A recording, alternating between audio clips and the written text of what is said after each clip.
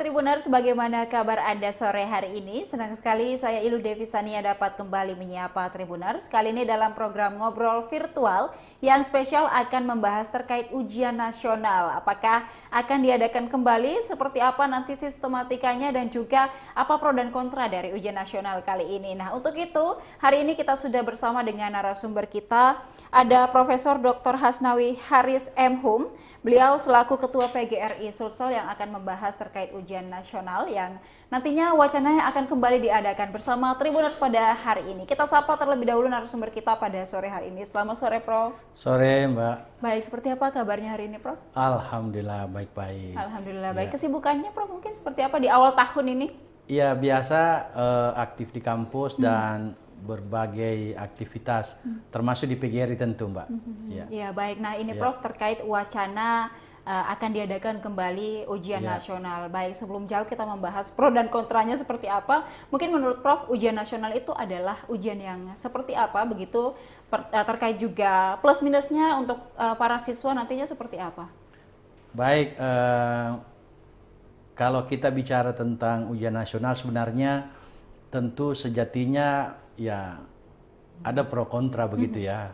Mengapa ada pro kontra? Karena sudah pernah kita rasakan, masyarakat kita sudah pernah mengalami, dan tentu di sana ada plus minus. Ujian nasional yang diisukan hari ini hadir sebenarnya adalah tujuannya untuk memberikan standar mutu atau melakukan pemetaan kualitas pendidikan secara nasional. Nah, kalau kita lihat itu, ya tentu nanti akan ada pro kontra. Nanti kita lihat seperti apa, juknisnya seperti apa, apalagi Pak Menteri menyampaikan bahwa nanti akan dilakukan pada tahun 2026 atau di tahun ajaran 2025-2026, Pak. Iya. Baik, jadi untuk tahun ini memang belum akan diadakan begitu ya, Pak ya. Apakah mungkin masih dikaji atau seperti apa, Pak? Kalau ya pasti ya masih dikaji plus minusnya. Pak Menteri sebenarnya sudah mention bahwa akan ada ujian nasional, meskipun bentuknya belum disebutkan seperti apa, sehingga beliau menyampaikan tunggu saja tanggal mainnya. Artinya masih dikaji nih, Mbak.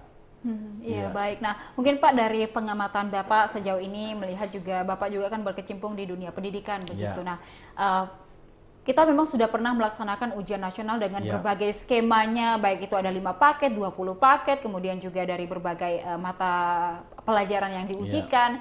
Nah, setelah itu ujian nasional sempat dihapuskan, tidak ada lagi di tingkat SMP, SD, SMA. Mungkin apa yang Bapak lihat perbedaannya begitu, baik sebelum dan juga setelah dihapuskannya ujian nasional? Ya, kalau sebelumnya tentu kita merasakan ya, mulai dari SD sampai SMA, begitu hiruk pikuk, hampir semua pihak terlibat, dan terlibatnya itu tidak positif, tapi cenderung negatif. Guru stres, siswa stres, apalagi orang tua juga stres, sehingga kemudian tentu titik puncak pengalaman atau kompetensi peserta didik itu tidak maksimal. Nah, kemudian lahir asesmen nasional di beberapa tahun terakhir. Nah, memang sedikit ada keterbatasan karena asesmen nasional ini tidak mengukur secara nasional. Ada beberapa sekolah yang jadi sampling, dan inilah yang memang susah untuk kita menentukan seperti apa sebenarnya positioning dari kualitas pendidikan kita. Nah, wacana hadirnya kembali ujian nasional tentu menghadirkan pro kontra. Tapi setidaknya menurut saya, kalau tujuan pemerintah adalah ingin menentukan standar kualitas secara nasional, kualitas pendidikan secara nasional, tentu tidak harus namanya ujian nasional, tapi mungkin ada nama lain supaya masyarakat tidak trauma.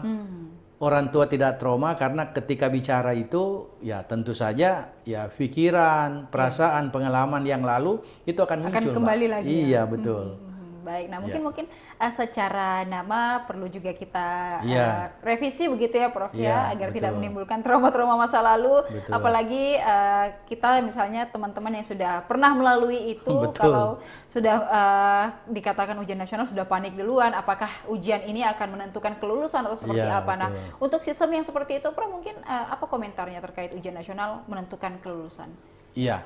Jadi terlepas dari tujuan pemerintah akan menentukan kualitas atau standar kualitas pendidikan nasional kita dengan ujian nasional, Tapi setidaknya menurut saya pertama memang ya kalau bicara tentang positioning dari kualitas mutu pendidikan tentu tidak bicara pada beberapa mata pelajaran saja. Ya tidak boleh seperti ujian nasional itu kan hanya 1 sampai 4 mata pelajaran dan itulah yang harus kita anggap anak-anak kita punya kualitas yang bagus. Tentu jawabannya tidak.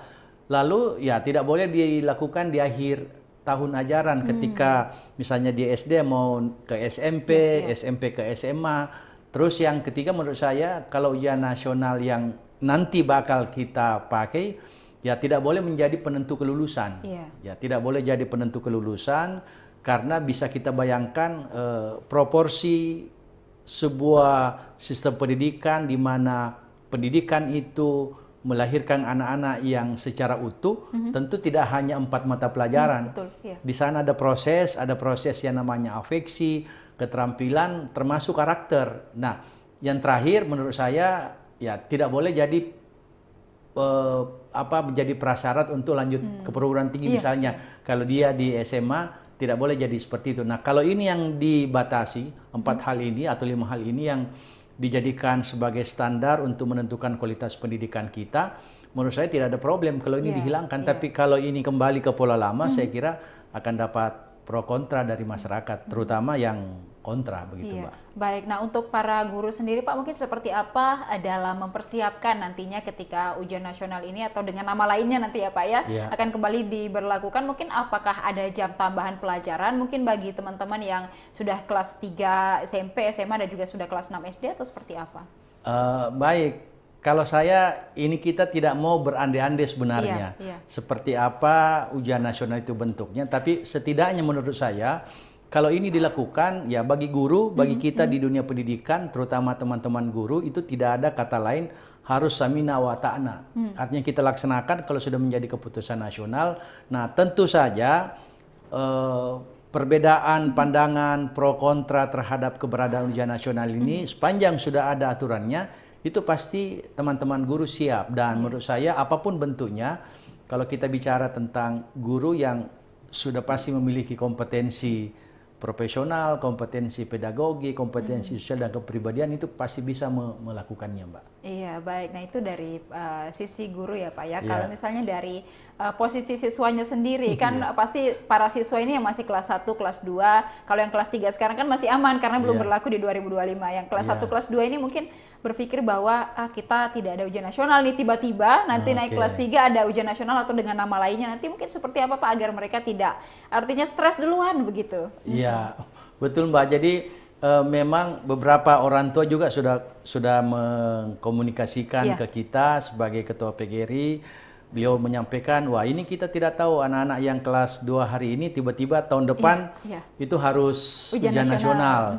Saya bilang, kalau sepanjang yang kita baca dari beberapa referensi itu kelihatannya pemerintah itu esensinya kalau tidak diposisikan untuk menentukan kelulusan itu tidak problem. Nah karena memang saya kira juga sebagai masyarakat internasional kualitas pendidikan kita itu memang secara nasional harus ada positioningnya, ada posisinya supaya kita tahu kita punya kualitas seperti apakah tinggi, sedang atau rendah begitu Mbak.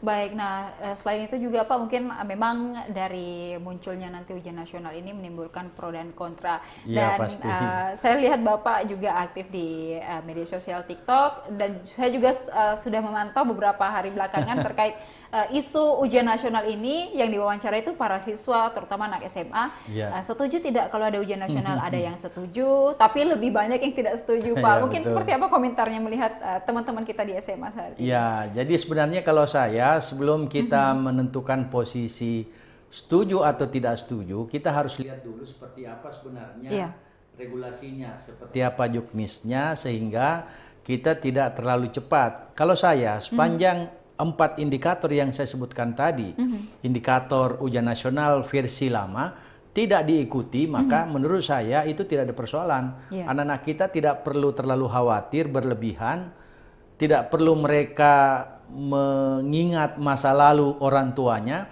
tapi mereka sudah persiapkan karena memang ya siapapun di saat disparitas kualitas pendidikan kita masih bervariasi, menurut saya tetap saja kualitas secara nasional, kualitas pendidikan secara nasional itu adalah sebuah keniscayaan. Dan kalau menurut saya ini bisa dilakukan tanpa efek traumatik sebelumnya, saya kira tidak ada masalah, Mbak. Iya. Baik, jadi mungkin untuk mensosialisasikan kepada terutama teman-teman yang masih duduk di bangku sekolah itu penting ya Pak ya, apalagi mereka rentan, sekarang kan anak-anak muda rentan stres, begitu dikit-dikit stres dan lain sebagainya. Kalau ada ujian nasional tiba-tiba nanti mereka kan jadi panik juga begitu. Nah mungkin pola belajar yang baik untuk teman-teman Pak untuk mempersiapkan diri menghadapi ujian nasional nantinya yang akan berlaku kembali.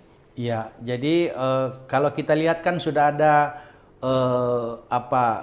personal garansi dari Pak Menteri bahwa kita akan melakukan ujian nasional nanti tahun 2026. Itu artinya ada prakondisi selama setahun ini untuk kita lihat seperti apa sebenarnya bentuk dari ujian nasional ini.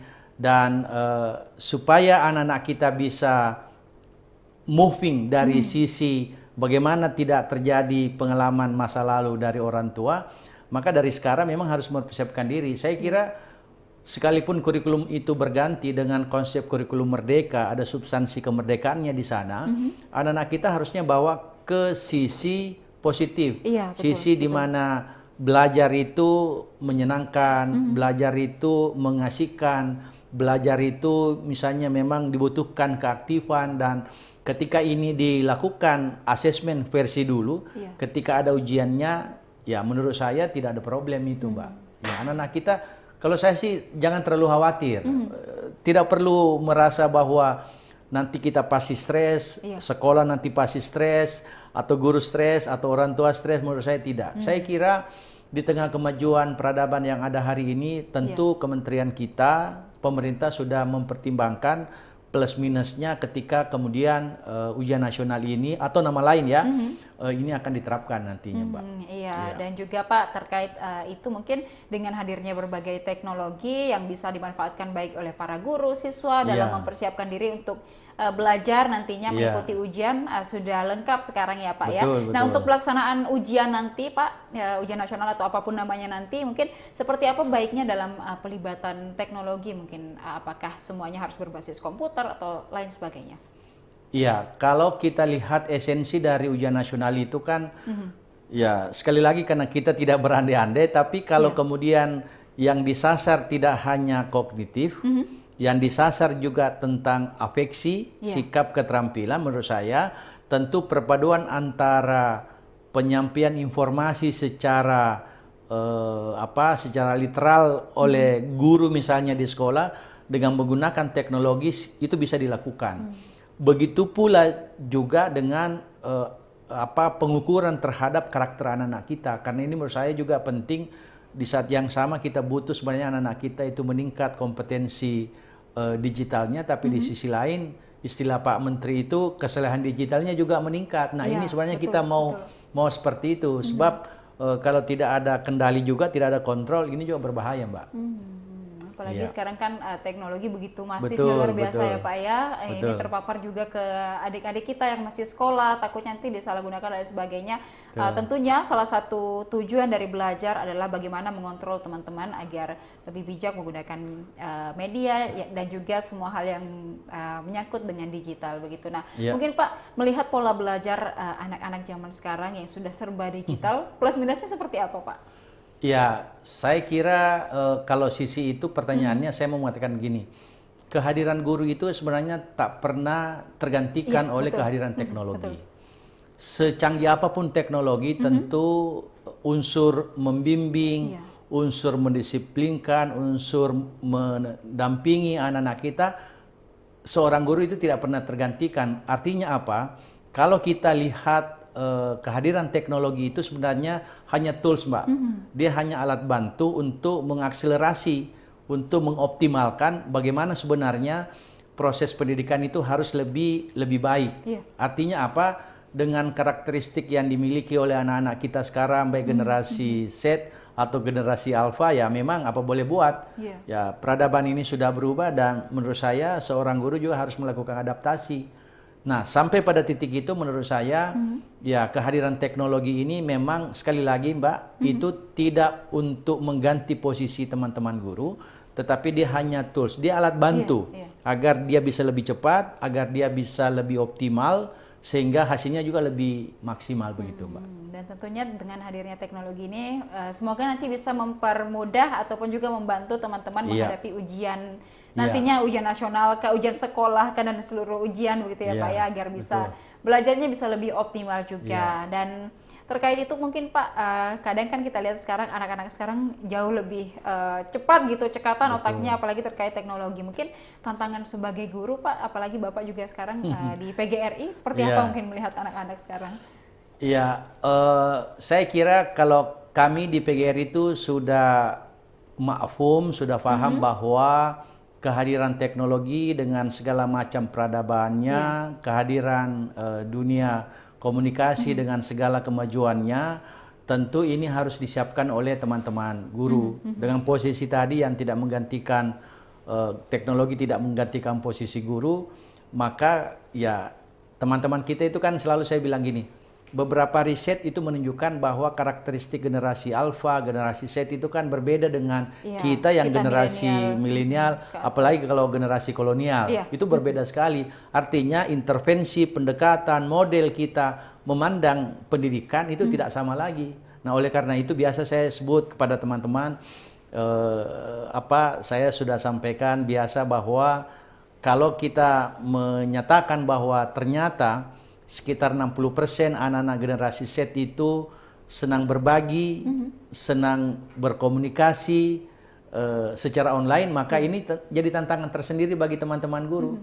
Kalau karakteristik anak-anak itu senang berbagi secara online, maka guru juga harus mempersiapkan dirinya, karena kan akan ada loss nanti di sana ketika pendekatan yang dipakai pendekatan milenial, tapi yang kita gunakan usernya generasi alfa, ini tidak cocok. Nah, selalu kita dorong teman-teman guru agar mereka mengupdate pengalamannya, beradaptasi dengan kemajuan teknologi, karena setuju atau tidak, lambat atau cepat, kita harus mengikuti perkembangan ini, Mbak. Iya, betul sekali Pak. Dan memang kalau kita terlambat dengan teknologi, kita betul-betul tertinggal gitu ya Pak ya, apalagi menghadapi adik-adik sekarang sudah gen alpha juga sudah mulai bermunculan ya Pak ya.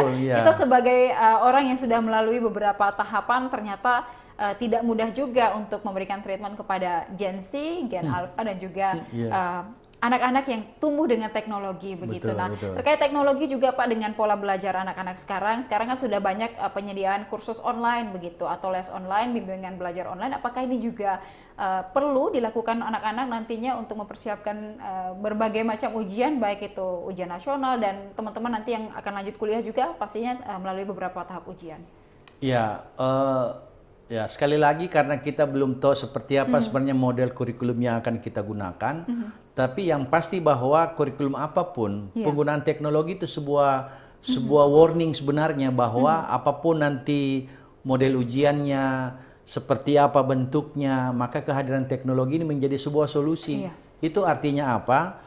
Selain siswa harus melek teknologi, lebih-lebih lagi teman-teman guru. Nah, dalam posisi seperti ini menurut saya kehadiran teknologi itu ya harus jadi sekali lagi dia tools dan dia alat bantu agar anak-anak kita itu terbiasa dengan penggunaan teknologi dalam menyelesaikan masalah, terbiasa dengan penggunaan alat-alat teknologi dalam merancang berinteraksi dengan para pihak sehingga ya hasilnya bisa lebih maksimal, Mbak. Iya, betul sekali. Dan juga memang teknologi ini kita ada plus minusnya ya Pak ya tentunya. Salah satunya untuk membantu kita dalam mengerjakan berbagai hal, tapi kalau memang sudah kecanduan, ini juga bahaya bagi anak-anak sekarang, apalagi game online. Saya perhatikan di sekitar saya Pak, adik-adik, teman-teman sudah makin malas belajar karena lebih banyak game online-nya begitu. Apalagi nanti sudah ada ujian nasional misalnya, mungkin mereka akan sedikit kelabakan begitu karena aktivitasnya sehari-hari santai, merasa tidak ada ujian nasional, akhirnya ada ujian nasional dan ini mungkin menimbulkan sedikit gejolak begitu bagi teman-teman. Mungkin seperti apa Pak? Iya, jadi memang itu tantangannya Mbak. Jadi sebenarnya kan kalau kita lihat beberapa berita yang ada sebenarnya salah satu argumentasi mengapa ujian nasional ini dihadirkan itu untuk mengurangi tingkat kemalasan anak-anak generasi Z, generasi Alpha, karena mereka termanjakan oleh teknologi, mereka semua terfasilitasi oleh teknologi, sehingga ketika tidak ada target, katakanlah ujian nasional jadi target, ketika tidak ada orientasinya, maka kemudian itulah tadi, mereka kecanduan teknologi, main game sepanjang waktu, lalu kemudian karena mereka berpikir kan nggak ada yang menentukan nanti saya lulus apa tidak, sehingga yang terjadi seperti itu. Meskipun tentu ini butuh kajian lebih lanjut, apakah karena alasan malasnya anak-anak kemudian sehingga ini didorong ujian nasional, tentu butuh kajian yang mendalam. Baik, tapi memang kita berharap bahwa ada target yang dicapai oleh para siswa agar semangat belajarnya itu kembali begitu ya Pak ya. Kita kan zaman-zaman dulu Pak, kalau sudah naik kelas 3 sudah buku ujian nasional itu sudah bertumpuk di rumah begitu. Tapi teman-teman sekarang saya perhatikan tidak ada yang peduli dengan hal itu karena memang sudah tidak ada ujian nasionalnya. Iya, betul. Baik Pak. Dan mungkin apa kritiknya untuk teman-teman siswa sekarang saat ini Pak? Ya, kalau saya sebenarnya tidak dalam posisi mengkritik, tapi mencoba melakukan refleksi bahwa kehadiran teknologi hari ini dengan dunia anak-anak yang karakteristik Gen Z tadi, dengan generasi Alpha, ini adalah sebuah fakta. Artinya apa? Tidak boleh juga kita guru, pendidik, kemudian menyerah dengan kondisi yang ada, sambil kita membimbing, sambil kita mengontrol, mengendalikan, mengarahkan anak-anak kita hadir sebagai penginspirasi, kita hadir sebagai role model, agar anak-anak kita sebenarnya kan ada sisi-sisi kemanusiaan. Menurut saya, sebanyak apapun teknologi yang mengitari anak-anak kita, tentu kehadiran guru sebagai role model, sebagai teladan, sebagai contoh itu tidak bisa tergantikan. Oleh karena itu, ya tinggal dipadukan sebenarnya. Tidak boleh juga anak-anak kita kebablasan teknologinya, lalu kemudian perilaku menyimpang semakin banyak, dan menurut saya inilah sebenarnya tempat yang tepat, momentumnya bagus untuk memastikan bahwa ujian nasional atau apapun namanya hadir untuk mencoba memotret siswa untuk secara utuh. Jadi siswa secara utuh, yang saya sebut tadi itu dari aspek kognitifnya, aspek afeksinya, dan keterampilannya. Nah, kalau ini bisa dipotret, insya Allah cepat atau lambat keinginan kita untuk mendapatkan generasi Z, generasi Alpha yang diandalkan itu bisa tercapai, Mbak. Iya, baik. Terkait siswa juga, Pak, menurut pengalaman saya dulu sebagai seorang siswa juga, ada teman-teman yang memang dia lebih aktif di non-akademik begitu, Pak. Mereka berprestasi luar biasa, tapi kalau terkait akademik mereka agak tertinggal sedikit. Mungkin dengan hadirnya ujian nasional ini apakah memberikan juga shock terapi bagi mereka yang lebih aktif di non akademik ini atau seperti apa? Ya betul. Sebenarnya kan teori pendidikannya yang benar adalah setiap anak-anak kita itu kan punya karakteristik, punya kecerdasannya sendiri. Ada 9 macam kecerdasan yang dimiliki oleh anak-anak kita.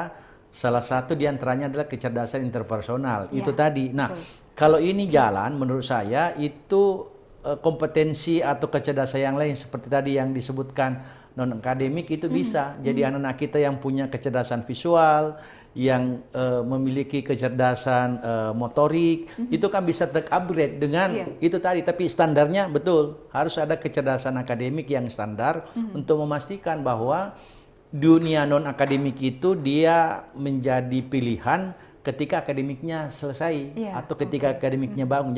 Jangan sebaliknya. Dia juara di sisi non akademik, tapi dia menjadi tidak lulus. Nah, ini kan kita mau jalan paralel, dan inilah tugasnya pemerintah sebenarnya. Menurut saya, Mbak. Iya, baiknya memang harus diseimbangkan begitu betul, ya, Pak. Betul. Baik itu akademiknya harus setidaknya mereka paham begitu apa yang diajarkan oleh para guru dan mengetahui pelajaran-pelajaran yang ada di kelas, dan kalaupun bisa berprestasi di luar kelas begitu non akademik, kita tetap support begitu ya Pak ya, apalagi terkait olahraga, seni dan lain sebagainya. Mungkin Pak ada treatment terkhusus tidak untuk anak-anak yang seperti ini? Ya, itu sebenarnya kalau kita ingat ya, misalnya ini lagi running sekarang menerima mahasiswa baru atau calon mahasiswa baru kan, secara nasional kita tahu ada 3 modelnya jalurnya, ada SNBP berdasarkan prestasi, ada tes berdasarkan tes atau SNBT, kemudian ada jalur mandiri. Nah, di jalur SNBP ini, jalur prestasi ini, selain nilai rapor semester 1 sampai 5 juga ada prestasi non akademik. Mereka ya ada prestasi yang kita sebutkan tadi itu bisa diunggah, bisa diupload menjadi portofolio dengan sertifikatnya. Jadi sebenarnya ujungnya sebenarnya ada bagusnya, tinggal di tingkat satuan pendidikan itu dikontrol agar anak-anak tidak dominan misalnya non akademiknya, tapi bagaimana akademik ini juga ini penting untuk memastikan bahwa yang lain juga bisa jalan begitu, Mbak. Iya, baik, meskipun ada sertifikat tingkat nasional dan lain sebagainya kan tetap juga dilihat nilai rapornya ya Pak ya. Betul. Iya, baik, dan memang agak tricky kayaknya kalau menghadapi teman-teman yang lebih aktif di non akademik, apalagi kan mereka misalnya suka sport atau seni, memang lebih aktif di lapangan lah begitu Pak. Betul. Tapi untuk tidak artinya mematahkan semangat mereka ini yang artinya suka seni kah, olahraga begitu, mungkin baik pihak sekolah harus menyediakan berbagai fasilitas mungkin bagi anak-anak untuk tetap mendukung kreativitas mereka, di samping juga belajarnya juga tetap jalan begitu Pak. Oke. Jadi sebenarnya kan asumsi dasarnya Mbak, anak-anak yang berprestasi di akademik itu idealnya juga prestasinya bagus di akademik, supaya seimbang. Nah, tugasnya teman-teman guru memastikan dulu, misalnya akademiknya bagus. Nah, sekarang kalau akademik bagus, mereka itu harus juga disuplai dengan berbagai fasilitas, ruang kesenian, ruang olahraga, berbagai ekstrakurikuler, supaya anak-anak kita itu kan moodnya terjaga, tidak hanya belajar matematik, tidak belajar kimia atau fisika, tidak belajar ini, tidak belajar itu, tapi juga mereka terbayang seperti di beberapa negara lain, mereka juga ketika olahraga pergi ke lapangan futsal, pergi ke lapangan bola, ke lapangan bola voli, sehingga keseimbangan yang disebutkan tadi itu benar-benar terjaga. Iya, baik. Jadi memang harus dibalanskan begitu ya Pak ya. Dan ini memang punya tantangan tersendiri, apalagi teman-teman sekarang sudah banyak aktivitas di luar sekolah yang begitu menarik, yang hadir begitu. Sekarang kan ada anak-anak sekolah juga sudah jadi konten kreator begitu ya Pak ya, sudah bisa menghasilkan uang sendiri. Jangan sampai dia lupa sama kewajibannya sebagai siswa untuk tetap belajar karena sudah pegang uang begitu Pak. Mungkin melihat adanya kehadiran fenomena konten kreator ini bagi pelajar seperti apa Pak? Ya, kalau konten kreatornya ya dari sisi itu saya kira saya mau katakan gini, kan kehadiran siswa itu atau pelajar atau anak didik kita itu kan dia tentu terkontrol, terkendalikan oleh orang tua dengan guru di sekolah. Nah, memang butuh kolaborasi di situ, Mbak. Jadi seorang anak tentu mungkin punya bakat, punya prestasi, dia menjadi konten kreator, tetapi kemudian ya akademiknya harus jalan. Nah, ketika itu terjadi, maka ya guru hadir untuk menyadarkan anak-anak, orang tua hadir juga untuk menjadi pendamping yang baik, agar anak-anak kita selain menjadi konten kreator, dia juga tidak ketinggalan akademiknya. Sekali lagi ini harus seimbang dan dibutuhkan memang kesadaran. Dan saya kira kalau saya selalu bilang sama kawan-kawan di PGRI bahwa kita harus bersabar, ikhtiar kolektif kita harus selalu tanamkan bahwa kita hadir untuk mendidik, kita hadir untuk membimbing, dan jangan pernah lelah untuk berbuat yang baik untuk anak-anak kita ke depan, Mbak. Iya, baik, dan keseimbangan itu yang perlu kita capai ya Pak ya, meskipun dalam perjalanannya ada berbagai tantangan, apalagi sekarang tantangan kita tuh teknologi dan juga AI Pak. Aduh itu saya sangat ini ya dengan anak-anak sekarang, kalau ada PR tinggal ketik di ChatGPT udah jadi PR-nya, tidak perlu berpikir lagi, padahal itu sebenarnya fungsi dari ChatGPT tidak seperti itu gitu. Nah, ini yang mungkin kita perlu untuk mengarahkan adik-adik, teman-teman agar lebih bijak lagi menggunakan teknologi, tentunya nanti dengan adanya ujian nasional atau apapun namanya nanti bisa belajar dengan baik lagi. Nah, mungkin Pak, apa yang akan nanti misalnya ketika sudah diputuskan begitu ujian nasional kembali diadakan, mungkin dari rekan-rekan PGRI dan kolaborasi dengan guru beserta juga orang tua, apakah akan mengadakan sosialisasi terlebih dahulu kah kepada orang tua dan juga para siswa bahwa nanti akan ada ujian nasional dengan sistem yang sudah disempurnakan, seperti apa Pak? Ya, jadi kalau kita berandai-andai bahwa ternyata ada ujian nasional, tentu nanti saya kira sebagai organisasi profesi PGRI tentu berada di garda terdepan, memastikan bahwa ini jalan. Di beberapa organisasi PGRI ini kan juga bisa mendorong, ada sosialisasi, kemudian menjadi pintu untuk memastikan bahwa orang tua juga memang harus mendukung, kemudian suasana pembelajaran di sekolah diciptakan, sehingga sekali lagi kehadiran ujian nasional tidak boleh jadi momok. Tidak boleh jadi ada unsur traumatiknya yang saya sebutkan dari awal.